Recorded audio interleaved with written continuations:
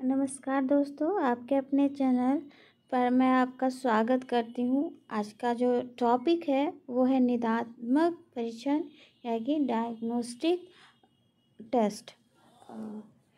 जैसा कि बीएड में या फिर टीचर के लिए ये टॉपिक बहुत इम्पॉर्टेंट होता है और एग्ज़ाम में इम्पॉर्टेंट क्या है, इसका इम्पॉर्टेंस एग्ज़ाम में आते ही आते हैं 1 या 2 नंबर के। तो देखा जाए तो निदानात्मक जो परीक्षण है, डायग्नोस्टिक जो ये टेस्ट है, हम लोग आम भाषा में बोले तो जब कोई भी चीज़ों को टेस्ट करते हैं पहले उसके सॉल्यूशन के पहले, उसी को हम डायग्नोस बोलते हैं। जैसे डॉक्टर की भाषा में बात करें, जब कोई पर्सन डॉक्टर के पास जाता है और कोई बीमारी जब उसे होती है तो डॉक्टर पूछता है, जब पेशेंट बताता है डॉक्टर को कि मुझे ये बीमारी है, तो डॉक्टर बोलता है कि आप पहले ये सब चेकअप कराओ, उसके बाद डायग्नोस यानी कि उसी को चेकअप कराओ ताकि उसके लक्षण पता हो सके कि आखिर दिक्कत कहाँ पे हो रही है, लक्षण किस चीज़ के हैं, प्रॉब्लम कहाँ क्रिएट हो रहा है। आपका फंक्शन, मान लो कोई पेशेंट कहता है मैं सांस नहीं ले पा रहा हूँ, तो क्या है वो डॉक्टर बोलेगा कि आप जाके ये सब चेकअप कराओ, एक्सरे कराओ, ये उसके बाद वो सॉल्यूशन देता है यानी मेडिसिन देगा, यानी कि उस जो भी रिपोर्ट में आएंगे उसी के आधार पे वो उसका फिर डायग्नोस करेगा, रेमेडी करेगा यानी दवा देगा। यानी कि अगर मान लीजिए अगर सांस लेने में दिक्कत है तो हो सकता है उसे कोई नॉस्ट्रल में प्रॉब्लम हो, नेसल पैसेज में हो, या फिर लंग्स में प्रॉब्लम हो सकता है।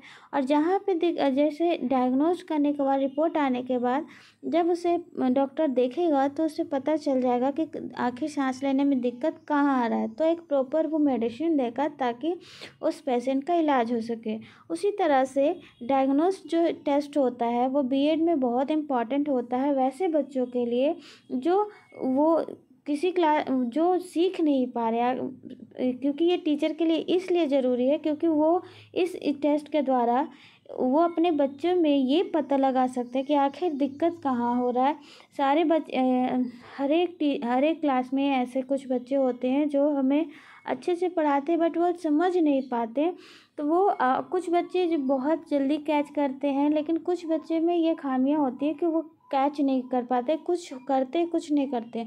तो आखिर में टीचर को ये पता लगाना होता है कि दिक्कत कहाँ पे है। अब जब टीचर ये पता लगाता है कि जो कहाँ पे दिक्कत हो रही है, फिर उसके बाद से उसको उपचार किया जाता है। यानी पहले निदान किया जाएगा, डायग्नोस्ट किया जाएगा, उसके बाद से क्या है, निदान किया जाएगा।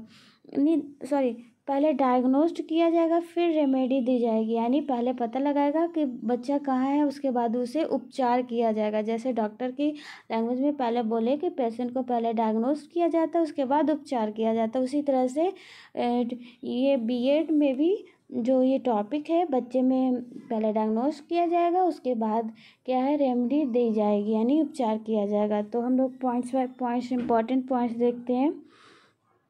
फर्स्ट है, इन परीक्षाओं का उद्देश्य ऐसे कारकों तथा त्रुटियों की खोज करना है जो छात्र की विषय विशेष की प्रगति में बाधक छात्र कितना नहीं जानता है। यानी ये मतलब मैंने जो पहले बताया कि इसका उद्देश्य जो होता है वो है क्या, कारक और त्रुटियों की खोज करना, यानी बच्चा सीख क्यों नहीं पा रहा है, वहाँ त्रुटि कहाँ पे हो रहा है।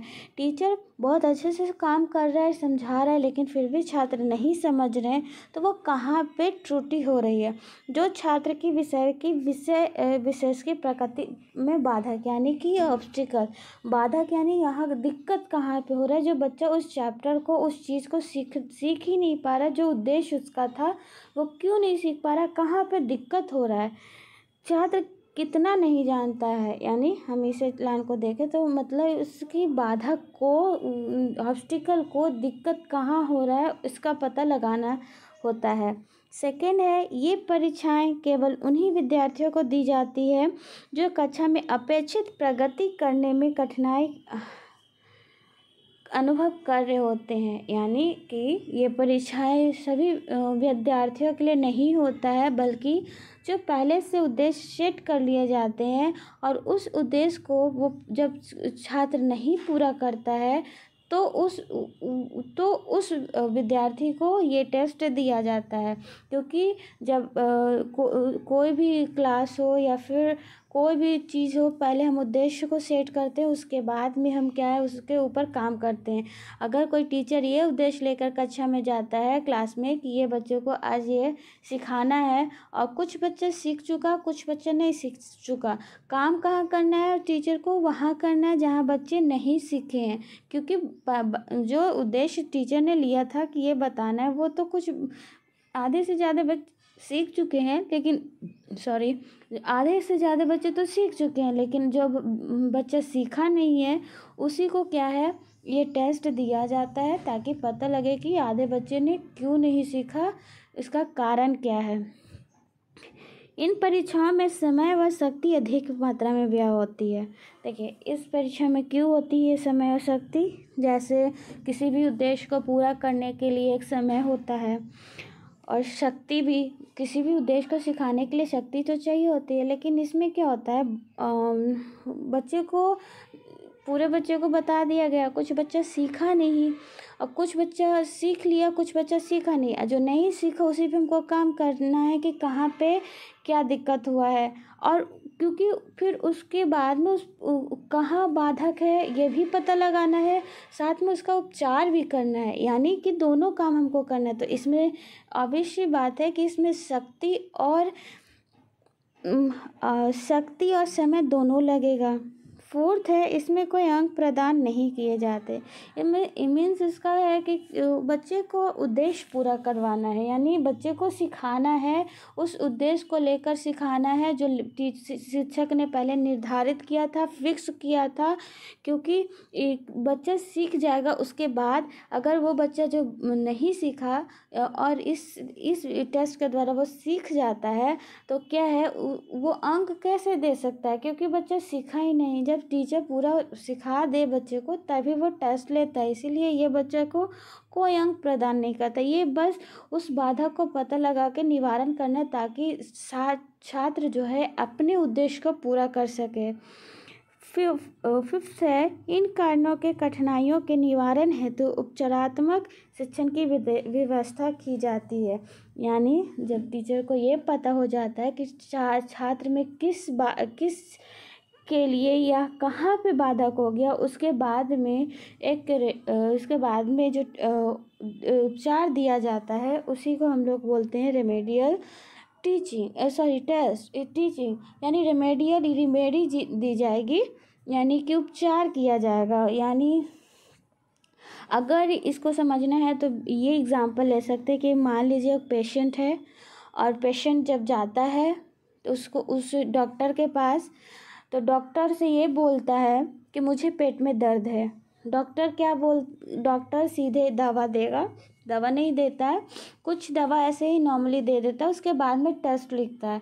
टेस्ट करने के बाद ही डॉक्टर क्या करता है, प्रॉपर ट्रीटमेंट चलाता है। उसके बाद क्या करेगा, डॉक्टर बोलेगा आप जाइए, आप डायग्नोस्टिक ये टेस्ट कराइए। उसके बाद से क्या होगा पता, जब वो लेके आता है अपना टेस्ट, डॉक्टर को देता है रिपोर्ट, तो रिपोर्ट देने के बाद जैसे ही डॉक्टर रिपोर्ट को देखता है तो उसे बीमारी का पता चल जाता है कि कौन सी बीमारी से है, उसके बाद से वो ट्रीटमेंट करता है। उसी तरह से जब कोई टीचर किसी उद्देश्य को लेकर, किसी एम को लेकर क्लासरूम में जाए या फिर कहीं जाए, छात्र के सामने कुछ विद्यार्थी ने सीखा उद्देश्य को, कुछ विद्यार्थियों ने नहीं सीखा। अब जो विद्यार्थी ने नहीं सीखा, टीचर उसका कारण, यानी कि आधे विद्यार्थी सीख गया, आधा नहीं सीखा, तो जो विद्यार्थी नहीं सीखा वो क्यों नहीं सीखा, यानी कि कारण क्या है यहाँ पे। जैसे डॉक्टर ने टेस्ट करने को बोला था, पता लगाने के लिए बोला था, टेस्ट करवाने के लिए बोला था, उसी तरह से क्या करेगा टीचर, यहाँ पे पता लगाएगा कि दिक्कत कहाँ है। और जब पता लग जाता है, उसके लास्ट में क्या आती है, रेमेडियल दी जाती है, यानी कि लास्ट में रेमेडी दी जाती है। अगर ये एग्ज़ाम में आए या फिर आपको समझना है तो डॉक्टर वाला जो मैंने एग्जांपल दिया उसको रिलेट करते हुए सीखिएगा। ये सबसे अच्छा इस टॉपिक को समझने का एक उदाहरण है। ये इम्पोर्टेंट भी है। आई होप आप लोगों को ये टॉपिक बहुत अच्छे से समझ में आया होगा, और ये बीएड और टीचिंग के लिए बहुत इम्पोर्टेंट टॉपिक है। ये तो शॉर्ट में है, लेकिन ये सब बहुत ही डीपली पढ़ना है अगर आगे जाते हैं तो। और आई होप समझ में आया होगा। Thank you and have a nice day.